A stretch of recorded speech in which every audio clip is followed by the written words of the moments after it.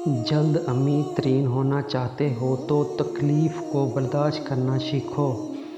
یہی ایک کام ہے جو تمہیں اصل خزانے کی طرف لے کر جائے گا اور دولت مند بنائے گا۔ جو مسلسل کوشش کرتا ہے وہ ضرور اپنے مقصد میں کامیاب ہوتا ہے۔ زندگی میں 3 چیزوں کا اظہار کبھی مت کرو۔ اول سفر کی تیاری، دوم مال و دولت، سوم راہ گزر۔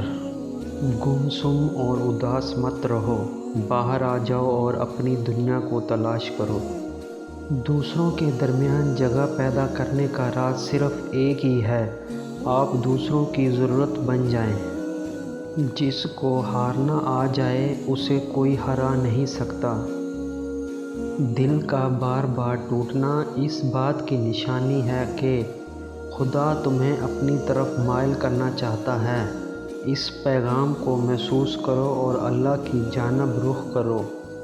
انسان بھی بڑا ہی بے اصولہ ہے کہ گرمیوں کے موسم میں سردیوں کے موسم کی آرزو کرتا ہے، جب سردی کا موسم آتا ہے تو اس کو بھی ناپسند کرنے لگتا ہے۔ موت کے وقت جسمانی تکلیف کی طرف توجہ ہوتی ہے تو روح چلی جاتی ہے۔ انسان کی جس چیز کی طرف توجہ رہے وہ بچ جاتی ہے، اور جس سے غفلت برتتا ہے چوری ہو جاتی ہے۔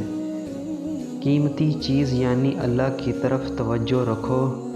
جس چیز کی انسان کو فکر ہوتی ہے اس کی جانب چور نہیں ہوتا۔ تو سال ہر سال سے کھا پی رہا ہے اور تیرے رزق میں کمی نہیں آئی، پس تو کل کی فکر کو چھوڑ کر اور ماضی سے سبق لے۔ بظاہر مرد عورت پر غالب رہتا ہے مگر عورت اپنی بات چلا ہی لیتی ہے۔ مرد پانی اور عورت آگ کی مانند ہے۔ مثلاً پانی اپنی عظمت کے سبب سے آگ پر غالب ہے، مگر جب وہ جگتی وغیرہ میں ہو تو آگ سے ابلنے لگتا ہے۔ جس دشمن کو آپ ہلاک نہیں کر سکتے اس کو زخمی بھی مت کرو، کیونکہ زخمی دشمن آپ کے لیے پہلے سے بھی بڑا دشمن ہوتا ہے۔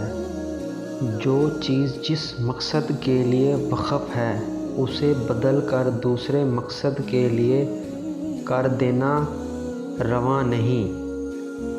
خبردار اس وقت تک شادی نہ کرنا جب تک تو تمام اخراجات کی کفالت نہ کر لے۔